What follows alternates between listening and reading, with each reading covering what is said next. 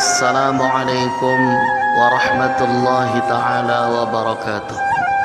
Bukti bahwa Al-Quran memang dari Allah subhanahu wa ta'ala. Jika orang bertanya kepadamu, apa buktinya bahwa Al-Quran itu memang dari Allah subhanahu wa ta'ala, pencipta jagat raya ini, dan bukan sekedar karangan Muhammad sallallahu alaihi wasallam, maka dengan tersenyum ramah jawablah, insya Allah saya akan jawab secara ilmiah. Semoga Anda pun memikirkan jawaban saya ini dengan pikiran yang jernih, tanpa dipengaruhi subjektivitas dan fanatisme kelompok. Bukti pertama, dari analisa sejarawan terbukti bahwa memang Muhammad ummi, buta huruf dan tidak pernah sekolah, karena memang pada masa itu belum ada sekolah. Masyarakat Arab belum mengenal ilmu seperti ilmu politik, ekonomi, matematika, sosiologi, kenegaraan, ilmu etika, dan lain-lain. Mungkinkah orang yang buta huruf dan tidak mengenal ilmu bisa bicara masalah hukum, tata negara, sistem ekonomi, etika, dan lain-lain, yang semua pembicaraan tersebut ada di dalam Al-Quran? Tentu saja jawabannya tidak mungkin. Artinya bahwa Al-Quran bukan karangan Muhammad. Tidak mungkin menurut akal sehat orang buta huruf yang tidak mengenal ilmu sama sekali bisa bicara hukum, kenegaraan, undang-undang, kemasyarakatan, akhlak, sosiologi, dan ratusan kalimah-kalimah bijak secara spontan dengan bahasa yang memukau para ahli bahasa Arab. Bukti kedua, Al-Quran banyak bicara tentang sejarah. Sejak zaman Adam hingga Isa, padahal Muhammad tidak pernah dapat informasi tentang sejarah hidup mereka. Cerita tentang Musa dan Isa sangat lengkap.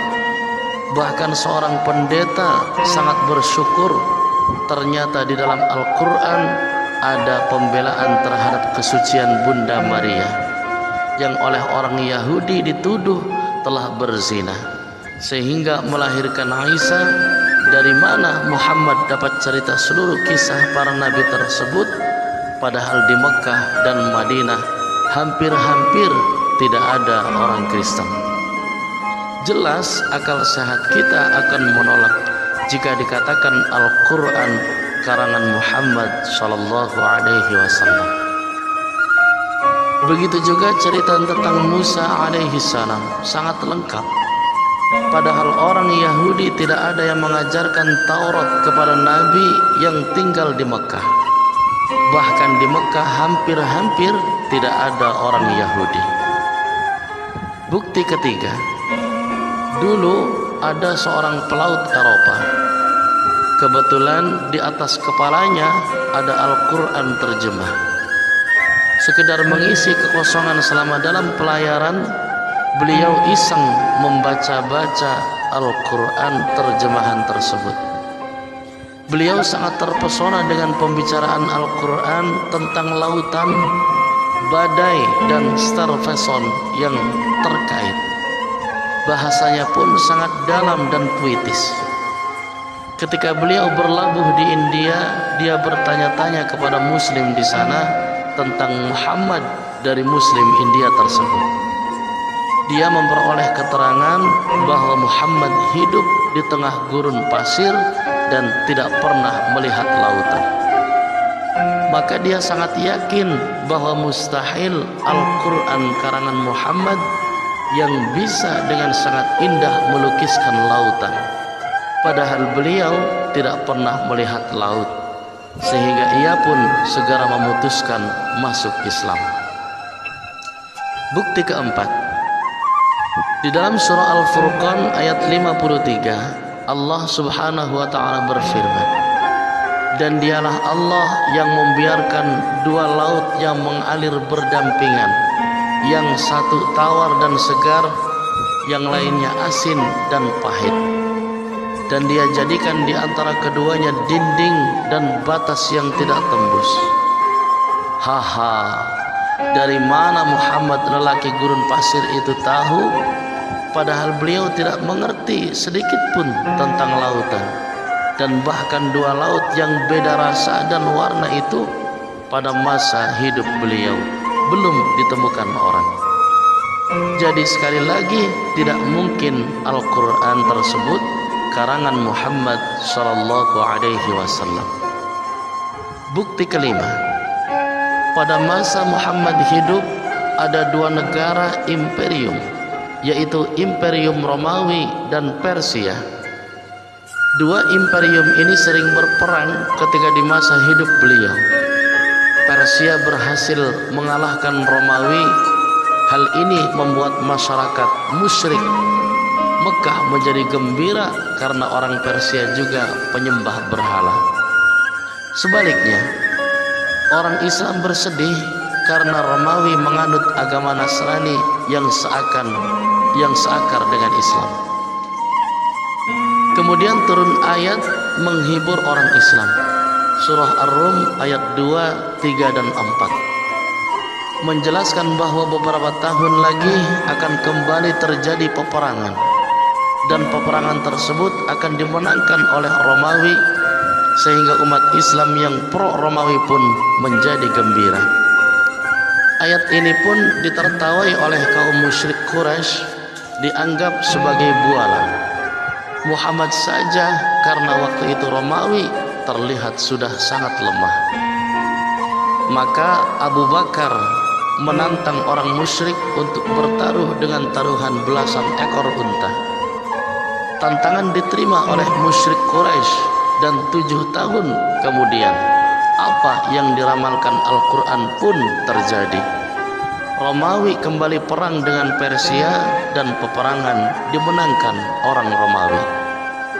Jika Al-Quran bukan dari Allah dan hanya sekedar karangan Muhammad, tentu saja beliau tidak akan bisa meramal sesuatu yang akan terjadi di masa depan. Bukti keenam, seluruh ahli bahasa dan ahli syair dari kalangan musyrik Quraisy mengakui secara jujur bahwa kalimat-kalimat Al-Quran sangat tinggi kandungannya, sangat indah susunan kata-katanya, dan sangat memukau. Tidak ada sebelumnya kalimat-kalimat cerita, nasihat, dan kalimat berita yang ditulis manusia yang sebagus Al-Quran. Sampai-sampai orang Quraisy pun menjuluki Muhammad sebagai tukang sihir, yang kata-katanya bisa memukau semua orang. Dan bukti yang lebih mencengangkan lagi dari jutaan kitab yang pernah ada di dunia ini, hanya Al-Quranlah satu-satunya kitab yang bisa dihafal secara pas, kata demi kata, oleh jutaan orang. Bahkan orang tidak mengerti bahasa Arab seperti ribuan anak-anak Indonesia mampu menghafal Al-Quran yang lebih dari 600 halaman. Adapun pastor dan pendeta tidak akan mampu menghafal Injil atau Bible kata demi kata secara pas, walau hanya 100 halaman. Hal ini menunjukkan bahwa Allah sebagai yang menurunkan Al-Quran telah mengatur sedemikian rupa sehingga memudahkan bagi semua orang untuk menghafalnya.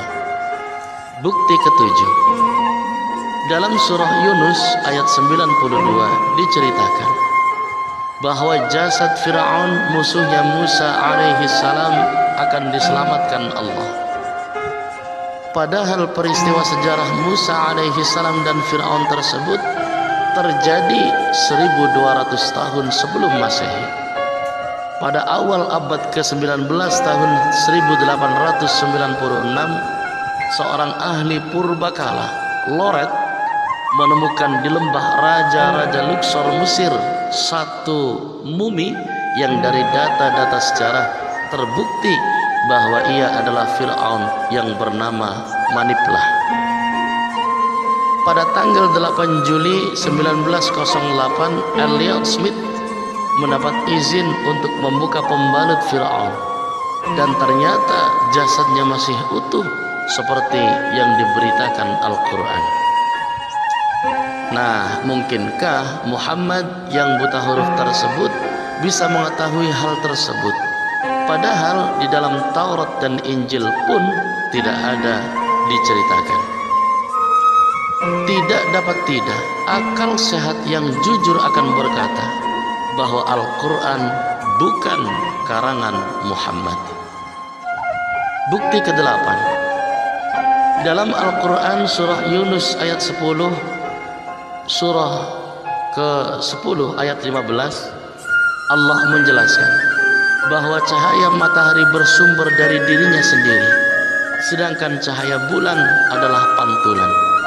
Dari mana Muhammad bisa tahu, padahal dia buta huruf dan ilmu alam zaman itu pun belum sampai ke situ, bahkan belum ada kajian keilmuan. Bukti ke-9, Al-Quran turun secara acak, kadangkala turun karena ada suatu peristiwa atau pertanyaan, sahabat maupun orang kafir. Jadi tidak ada upaya penyusunan kalimah. Kebanyakan ayat turun secara spontan dan disampaikan Muhammad secara lisan. Namun yang terjadi sangat mencengangkan, bahwa banyak terdapat keharmonisan yang di luar nalar manusia. Dari hasil studi bertahun-tahun, Syekh Abdul Razak Naufal menemukan hal-hal yang menakjubkan yang kemudian ia paparkan dalam kitab yang ia tulis, Mukjizat Al-Quranul Karim. 1. Terdapat keseimbangan kata dengan lawan katanya. Al-Haya hidup dan Al-Maut mati disebut sama-sama 145 kali. An-Nafa' atau manfaat dan mudarat disebut dalam jumlah yang sama 50 kali. Panas dan dingin 4 kali. Kebaikan dan keburukan 167 kali. Kufur dan iman dalam bentuk kata indefinite masing-masing 17 kali, dan lain-lain. 2. Kata hari dalam bentuk tunggal sejumlah 365 atau jumlah 1 tahun. Kata hari dalam bentuk jama' berjumlah 30 kali, penyebutan angka 1 bulan.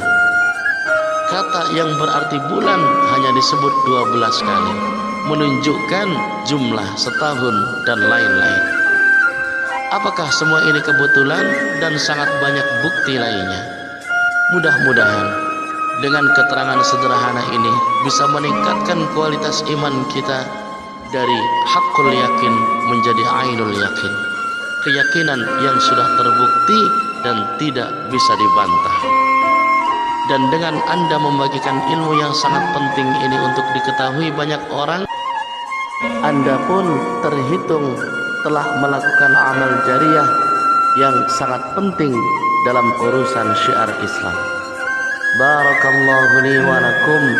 Wassalamu alaikum warahmatullahi wabarakatuh.